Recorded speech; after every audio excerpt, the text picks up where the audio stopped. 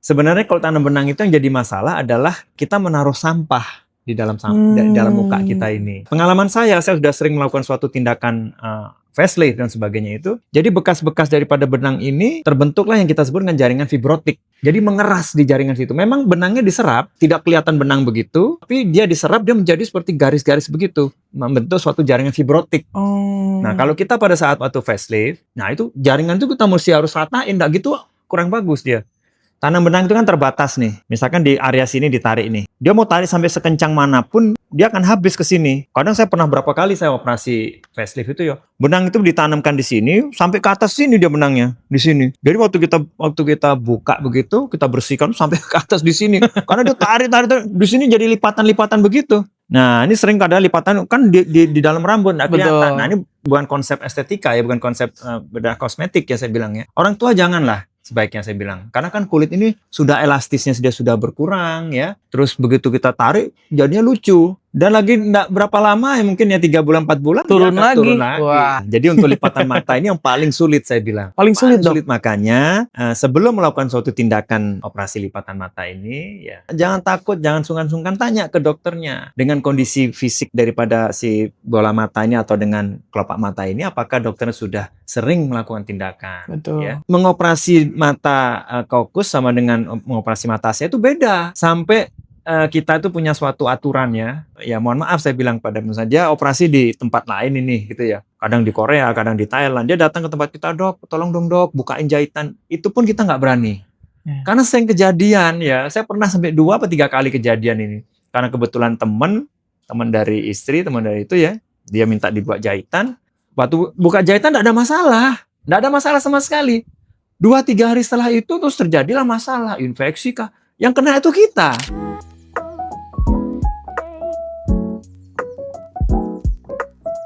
Halo semuanya, kembali lagi bersama Aesthetic Talks ya with Dr. Surya, ahli di bidang cosmetic surgery. Wow, tepuk tangan dulu dong semuanya, tepuk tangan dulu dong. Wah, semakin seru, semakin hangat ya dok di sini dok. Kita banyak banget ini yang harus kita bahas karena netizen banyak banget katanya permintaan yang harus dibahas mengenai. Apalagi episode kali ini kita akan fokus membahas double eyelid dok, katanya ya. Double eyelid surgery yang emang lagi diminati, apalagi kita di Asia ini dok. Banyak banget sekarang, apalagi Korea gitu kan, Korean style dan lain-lain yang pingin lipatan mata mungkin ya bahasa Indonesianya dok ya. Kita bakalan kupas tuntas di episode kali ini bersama ahlinya ya. Siapa lagi kalau bukan Dr. Surya yang ahli di bidang cosmetic surgery. Oke, langsung aja kita kupas tuntas dok. Pertanyaan pertama dok. Baik. Ini ada yang nanya dok, katanya secara anatomi apa perbedaan mendasar antara mata orang Asia monolid dengan mata Kaukasia, dan mengapa prosedur double eyelid ini begitu diminati di Asia dok? Ya, jadi begini, perbedaan itu adalah sebenarnya itu adalah pada bola matanya ya. Bola mata daripada orang Kaukasia itu dia lebih sedikit agak cekung masuk ke dalam dia ya. Sehingga lipatan daripada kelopak mata ini dia lebih lebar. Ya, jadi begitu dia membuka matanya dia akan bagus terlihat. Nah, kalau kita orang Asia, dia bola mata kita ini lebih kecil, cembung itu dia lebih kecil dan agak lebih maju sedikit. Nah, sehingga ditutuplah oleh kelopak mata tersebut. Itu mata Asia rata-rata. Jadi makanya karena matanya sudah terlahir begitu, dia sering melihat yang Kaukasia itu, yang matanya lebih tajam, cekung ke dalam begitu ya. Jadi otomatis yang orang-orang Asia pasti minta kepingin dibikin kelopak mata seperti orang Kaukasia. Itu secara anatominya. Secara anatominya emang berbeda dari bola matanya. Berbeda bola Kaukasia matanya. dengan orang Asia emang beda dari bola matanya ya. Jadi sebetulnya kalau kelopaknya mah sama-sama aja ya dok ya. Kelopak kan ngikutin saja dia. Ngikutin anatomi. Iya. Betul. Jadi kelopak mata itu pas dia menutup begitu, kan dia ngikutin bola mata ini gini. Betul. Nah, ya. Kalau orang Kaukasia itu dia bola mata dia agak kung ke dalam begini ya. Nah, sehingga kelopak matanya dia nutup gini. Kalau orang kita kan agak maju begini. Jadi gini aja. Jadi langsung ya dok langsung ya. Gitu. Langsung. Nah, ini ya teknik operasinya ya kalau di kita ya, dalam artian ini kita masukkan ke dalam sini. Kalau orang Kaukasia dia paling nggak seneng dibikin begitu, dia yang penting dia seginya ini Seginya ini dia hilangkan. Biasanya gitu orang Caucasia kan pasien saya banyak orang asing ya. Jadi seginya ini yang dia minta hilangin. Jadi kondisi dia normal. Bukan dia dibikin supaya mata Asia, enggak. Ya, dia paling nggak seneng kalau dibikin mata Asia. Jadi tinggal seginya ini Tinggal aja. segingannya aja. Wow, luar biasa. Wah. Jadi teman-teman nih ya di luar sana ya, teman-teman yang mau dibikin double eyelid juga bisa ya Bisa. di Sara Klinik ya, Dok ya. Bisa di sana. Dan banyak juga katanya ya, Dok ya. Banyak. Wow. Banyak banget. Jadi pingin ya double eyelid. Nah, ada lagi nih, Dok, pertanyaan yang tidak kalah serunya antara teknik jahit, Dok, tanam benang dan teknik sayatan atau insisi, mana kira-kira yang lebih tahan lama, Dok? Ya jelas ya, kalau tanam benang itu kan kita dengar dengan ditanam benangnya di sini ya. Sebenarnya kalau tanam benang itu yang jadi masalah adalah kita menaruh sampah di dalam muka kita ini. Karena orang bilang terus nanti benangnya akan Menyatu, terserap. Pengalaman saya sudah sering melakukan suatu tindakan facelift dan sebagainya itu. Jadi bekas-bekas daripada benang ini terbentuklah yang kita sebut dengan jaringan fibrotik. Jadi mengeras di jaringan situ. Memang benangnya diserap, tidak kelihatan benang begitu. Ya ini yang benar ya. Betul. Tidak kelihatan benangnya, tapi dia diserap, dia menjadi seperti garis-garis begitu. Membentuk suatu jaringan fibrotik. Nah kalau kita pada saat waktu facelift, nah itu jaringan itu kita mesti harus ratain, enggak gitu kurang bagus dia. Kadang kalau benang yang cukup kuat ya, yang bahan-bahan tertentu, ada yang memang dia tidak diserap, ya itu kadang dia bisa nyangkut begitu, masih ada kondisinya masih seperti benang begitu, benang seperti senar begitu. Yang tidak diserap, iya. Nah itu kita harus bersihkan dulu. Makanya pada ini semua ya, pada pemirsa semua, kalau memang niatnya nanti di kemudian hari tidak melakukan facelift, ya, silakan Tarik benang. Ya, kita pun juga ada di klinik kita juga untuk benang juga ada. Tapi kalau nantinya itu akan melakukan suatu tindakan facelift, ya, sebaiknya jangan dulu, ditunda dulu deh untuk tanam benang. Ya, itu prinsip di sana saya bilang. Maka sering kalau pasien datang ke tempat kami, kita tanya, sudah pernah tanam benang belum? Oh belum, Dok. Rencananya bagaimana ke depannya? Karena kita tidak melihat 3-4 tahun ini loh ya. Ya apalagi usia masih 30. Kita lihatnya nanti jangka panjang ya, Dok. Panjangnya. Nah, ini kalau misalnya dia pilihannya, aduh Dok, saya baiknya saya operasi aja lah dulu. Ya sudah. Kalau gitu kita bisa pilihannya adalah mini lifting. Yang mana bagian yang mengendor itu kita kencengin sedikit ya sampai nanti waktunya dia melakukan facelift, baru kita lakukan facelift. Itu justru lebih aman, jauh lebih aman ya, Dok ya. Lebih aman. Wah luar biasa, ini benar-benar ya. Jadi di Sara Klinik ini dengan Dokter Surya ini tidak hanya kita mungkin di luaran sana banyak klinik-klinik yang tanam benang tanpa memikirkan jangka panjang ke depannya apakah pasien tersebut akan facelift atau misalkan tidak akan melakukan facelift gitu ya. Jadi teman-teman jangan ragu untuk langsung konsultasi aja berarti ya, Dok ya. Boleh. Langsung konsultasi apa mau di facelift atau misalkan hanya tanam benang. Boleh Dok, banget. Kalau misalkan udah lanjut usia nih ya, misalkan udah sepuh gitu, yang udah keriput banget, Dok. Ini kalau memakai teknik tanam benang itu apakah masih optimal atau kurang, Dok? Iya, kita udah ngasih tahu ya kalau apalagi sudah di atas 45, apalagi 50, kita sarankan enggak usah tanam benang lah. Enggak usah tanam benang. Logika saja lah. Ini kulit ini sudah turun nih, ya. Tanam benang itu kan terbatas nih. Misalkan di area sini ditarik nih. Dia mau tarik sampai sekencang manapun, dia akan habis ke sini. Kadang saya pernah berapa kali saya operasi facelift itu ya. Benang itu ditanamkan di sini sampai ke atas sini dia benangnya, di sini. Jadi waktu kita buka begitu, kita bersihkan sampai ke atas di sini. Karena dia tarik di sini jadi lipatan-lipatan begitu. Nah, ini sering kadang lipatan kan di dalam rambut enggak kelihatan. Nah, ini bukan konsep estetika ya, bukan konsep bedah kosmetik ya saya bilang ya. Orang tua janganlah sebaiknya saya bilang. Karena kan kulit ini sudah elastisnya sudah berkurang ya. Terus begitu kita tarik jadinya lucu. Dan lagi enggak berapa lama ya mungkin ya 3 bulan 4 bulan turun lagi. Wah. Ya kalau turunnya simetris nggak apa-apa. Kadang turunnya separuh nih.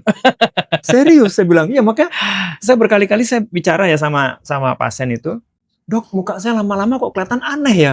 Kok jadi muka saya kok yang sebelah sini kok lebih turun. Nah ini saya tanya, dulu ada riwayat pasang benang nggak? Iya benar dok, iya itu. Jadi Putus sebelah ya dok putus ya? sebelah. Aduh, putus sebelah. Jadi kalau dari saran dari dokter mendingan mini facelift ya dok ya? Ya, mini facelift Mini atau facelift ya? facelift atau ya. Facelift. Karena kalau mini facelift itu cuma hanya bagian tertentu saja yang kita bisa kencangkan. Ya, misalkan di bagian sini sudut mata Sudut kita mata. bisa.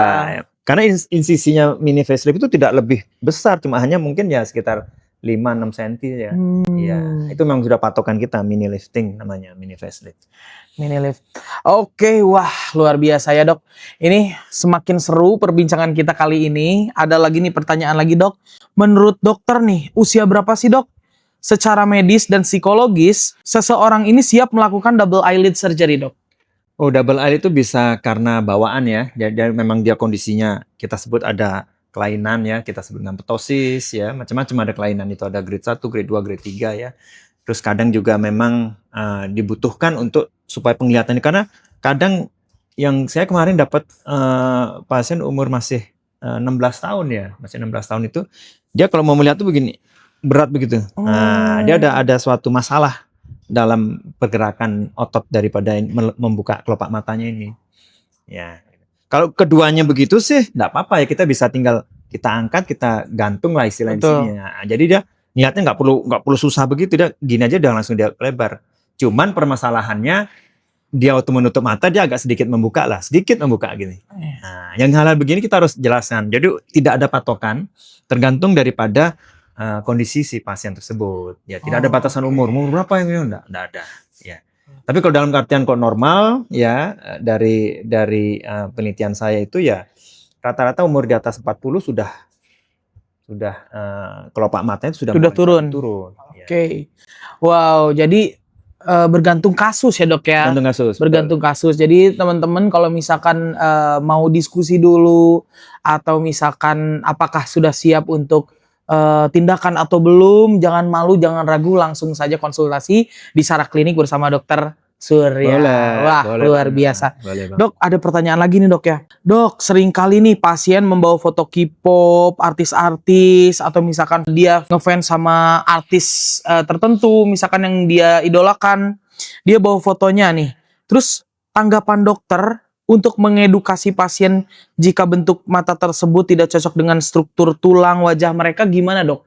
Edukasinya yang pasti kan selalu kita berprinsip ya, seperti saya bilang itu secara anatomi. Memungkinkan nggak secara anatominya? Ya, tapi kalau dia misalkan tunjukkan artis-artis Asia, yang paling banyak kan sekarang K-pop Korea sih ya, nggak seberapa sulit bagi kita, karena bentuk mata dan sebagainya orang kita satu Asia ya itu.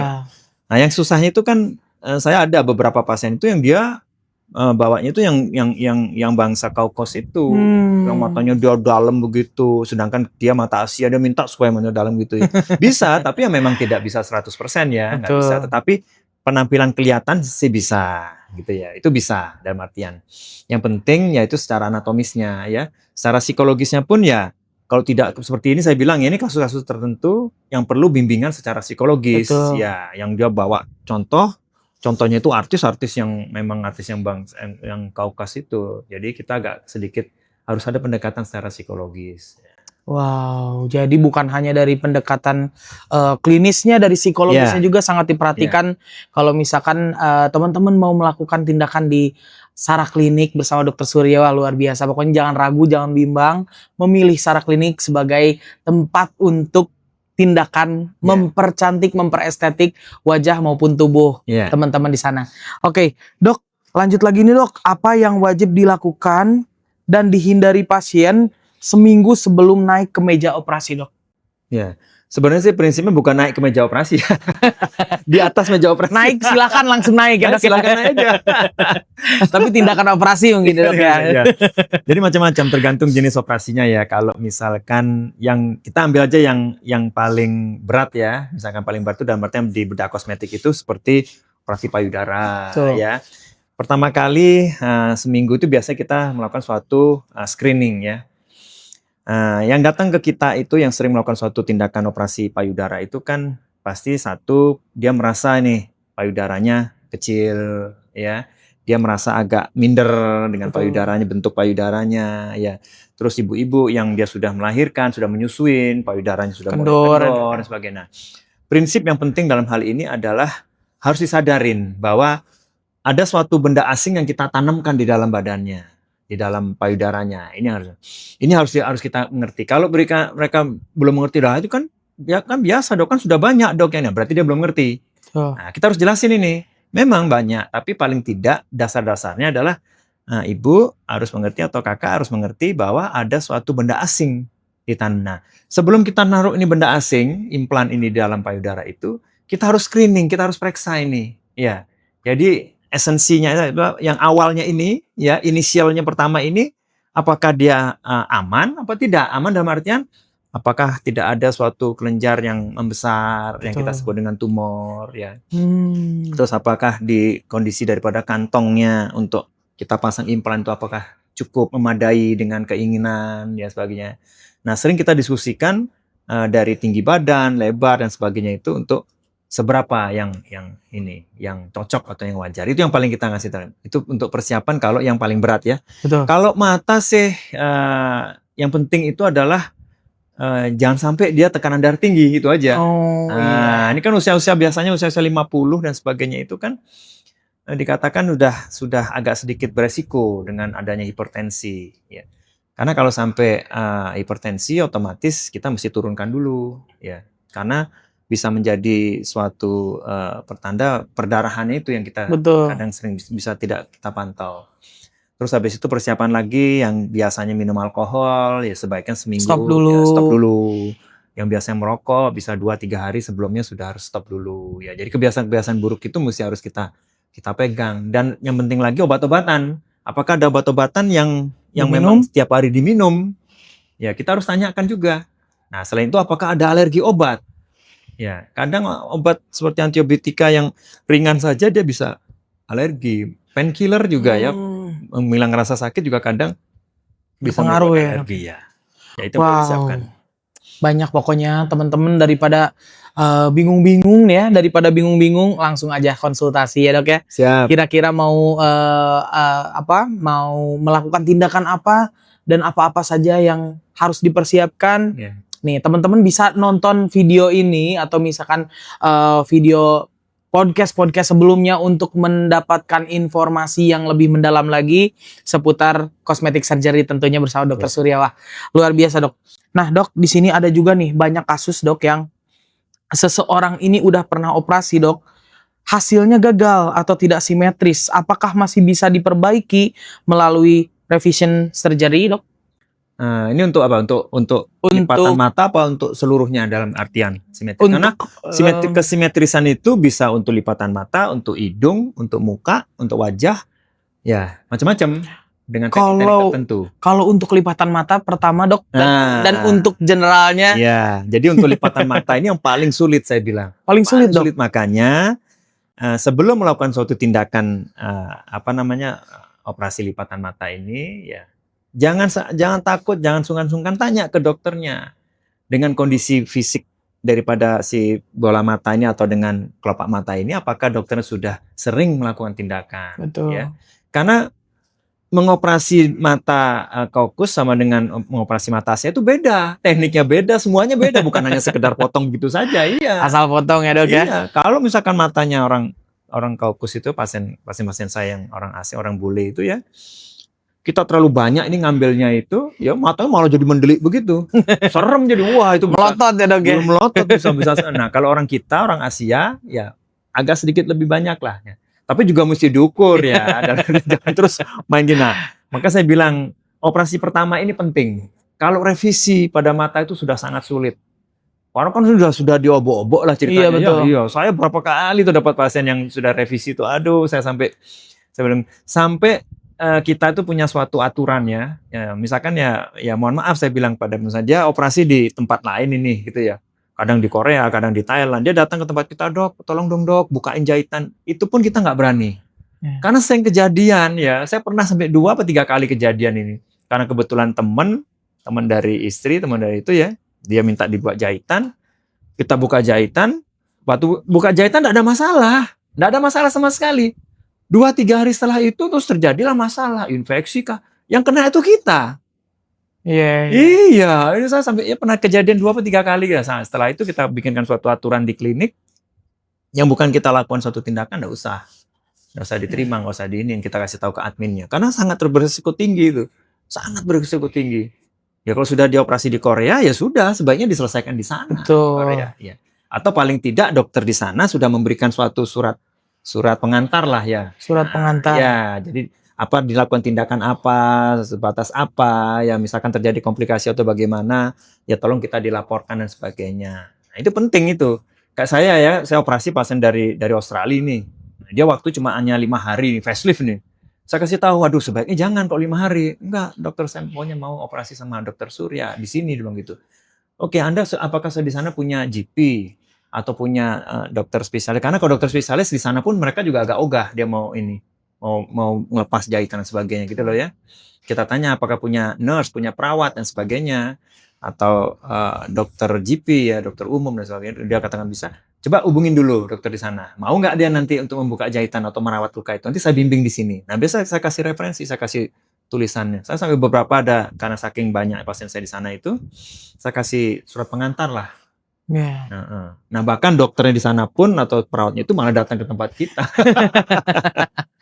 Wah. Kira-kira begitu.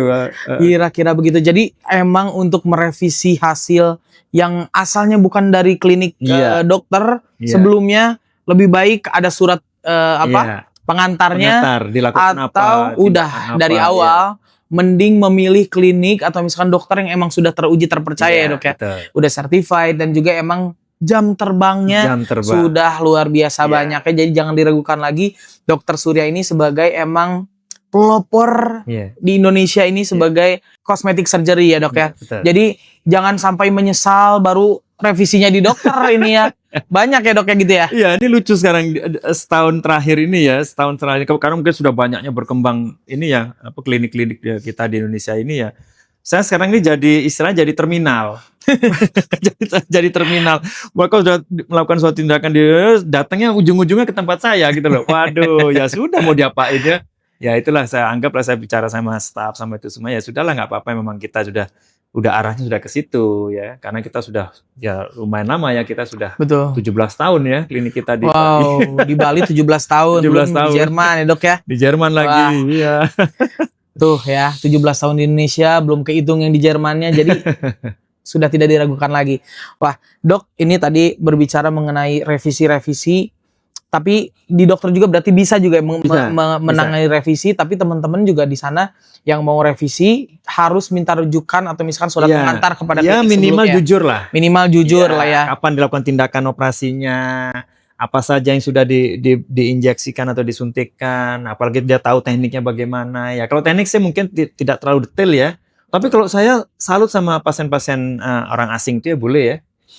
Mereka ya bukan saya meremehkan gimana. Mereka dia jelasin langsung, dokter, saya melakukan tindakan ini di negaranya dia itu dengan teknik begini. Contoh kayak facelift, dokter saya kemarin tahun kemarin saya melakukan tindakan dengan teknik SMAS misalkan gitu. Tetapi kok kurang bagus ya hasilnya dan sebagainya. Nah, paling tidak kan kita sudah ada bayangan ini. Betul. Ya, nah ini yang lucunya ini kalau kadang ya bukan gimana ya, datang pasien itu dia nggak jujur gitu loh. Wah, jelas ini di sini sudah bekas ada sayatan, ada ini, dia ngaku belum pernah ngapa-ngapain. Aduh, ini dia. Aduh, mau berbohong sama dokter ya dok ya. Ya ini yang harus paling tidak diperhatikan. Betul, ya. Harus jujur ya sama dokter. Harus jujur, minimal harus jujur. Soalnya kalau bohong juga ketahuan ya dok ya. Kalau bohong juga ketahuan. Wah, luar biasa dok. Nah, dok ada pertanyaan lagi nih dok ya.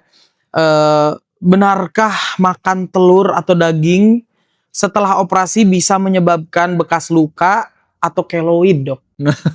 Ini gini, saya bilang mitos ya. Mitos ya, dok. Mitos ini ya, mitos. Karena bukan fakta. Maka karena keloid itu kan sudah dibawa ya. Nah, itu sebenarnya adalah jaringan pada si kulit ini. Betul. Ya, jadi kita harus benar-benar paham ya.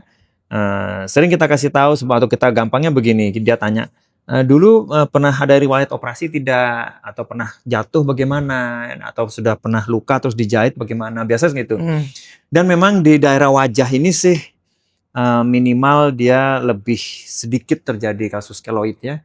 Ya saya sudah hampir 30 tahun ya untuk melakukan suatu tindakan begini ini. Lebih minimal. Bukan dalam artian bukan tidak ada, tapi tetap ada, tapi sangat minimal. Kalau untuk di wajah, operasi di wajah. Tuh. Ya. Kalau di daerah sini sih, ya itu sih ya tidak terlalu bermasalah ya. Kalau di wajah itu relatif lebih sedikit, lebih minimal untuk terjadi keloid. Itu sangat tergantung daripada jenis kulit. Jadi bukan faktor makanan.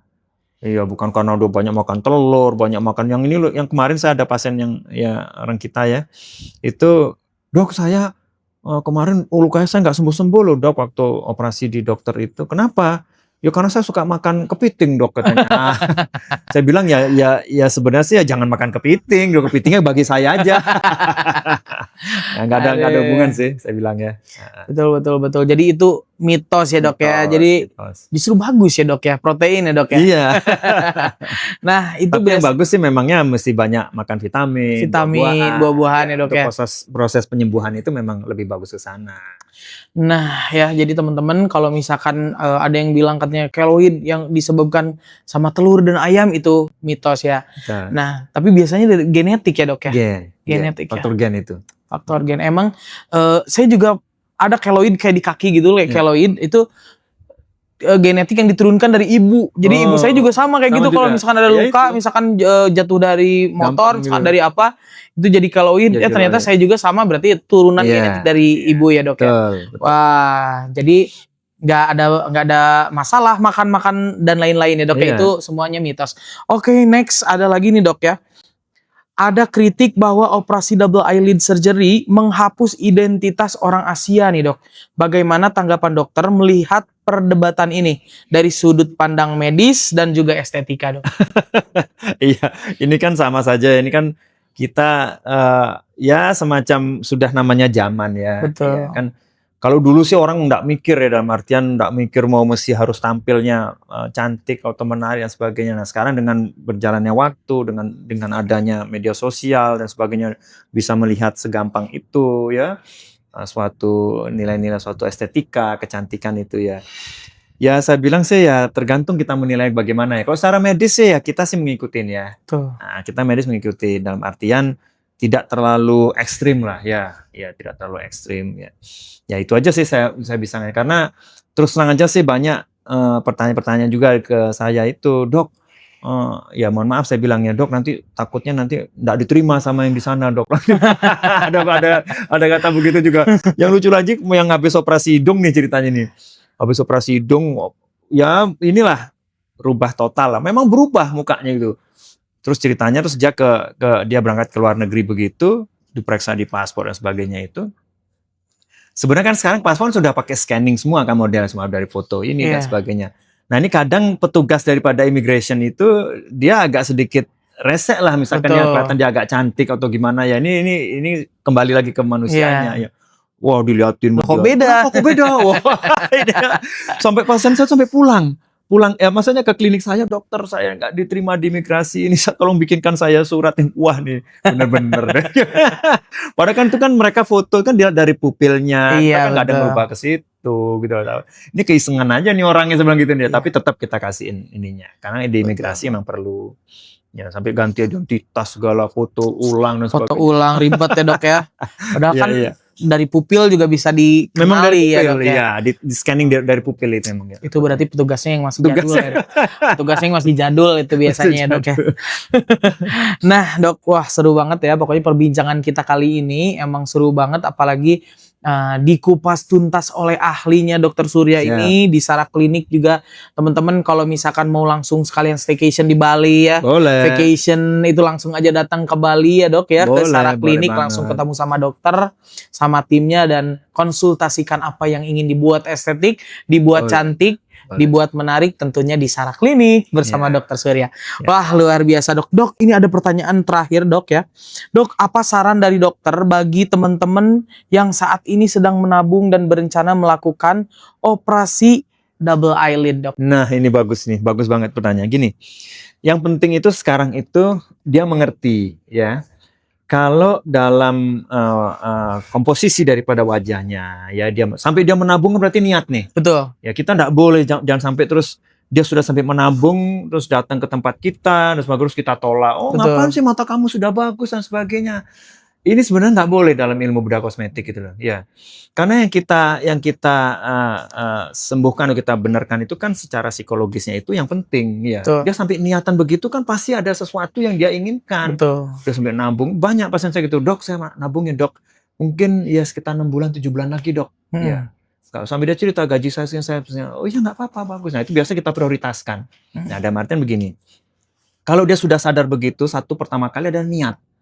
Ya, niat ini harus utama. Jangan FOMO, jangan ikut-ikutan. Nah, itu ya. Baru temennya ini, dok dia habis operasi double eyelid, aku ikut dong dok. Dok dia habis operasi di luar sini dengan ini kayak gini. Dok bisa nggak operasi? Nah ini FOMO ini. FOMO. Tapi kalau dia sudah sampai niat sampai nabung, itu yang harus kita hargain. Dia berarti benar-benar dia memang niat. Kuncinya di sana. Betul. Nah, jadi satu itu yang penting ini. Jadi dia secara psikologisnya dia sudah siap nih. Ya, dia bukan kalau FOMO tuh bisa. Dia biasanya kalau FOMO itu gini, dok di sana operasinya cuma sekian loh dok, cuma ya sebesar ini loh dok. Kenapa ke dokter semahal ini? Baru kemarin 2 hari yang lalu deh saya dapat waduh ini gawat nih orang ini. Silahkan sayat sendiri ya dok. Jadi kita perhatikan yang kedua ya bentuk mata. Bentuk mata. Ya, kalau kita bentuk mata Asia, jangan kita punya suatu ekspektasi yang terlalu tinggi. Jangan minta matanya yang jadinya belok dan bisa cuma terlihat belok oke. Terlihat belok, kita ada teknik-teknik khusus ya. Ya hanya di kita saja kita bisa tahu ya, supaya terlihat belok matanya, supaya kelihatan dalam matanya itu bisa kita atur ya. Ya dengan suatu pendekatan penjelasan yang harus ini bentuk matanya secara anatomi memungkinkan enggak? Itu yang kedua ya. Nah yang ketiga tadi yang sudah saya singgung sedikit adalah ekspektasinya itu. Ekspektasinya ya dok ya. Jadi secara estetikanya memungkinkan tidak, secara anatomi dan secara psikologinya. Nah, itu yang harus dipersiapkan. Itu yang harus dipersiapkan ya dok ya.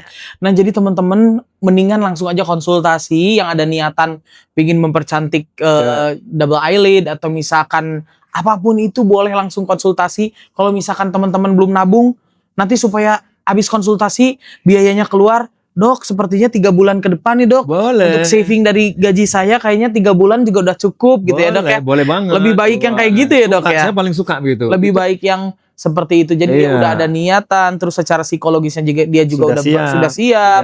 Dan juga enggak FOMO itu ya dok ya. Enggak FOMO.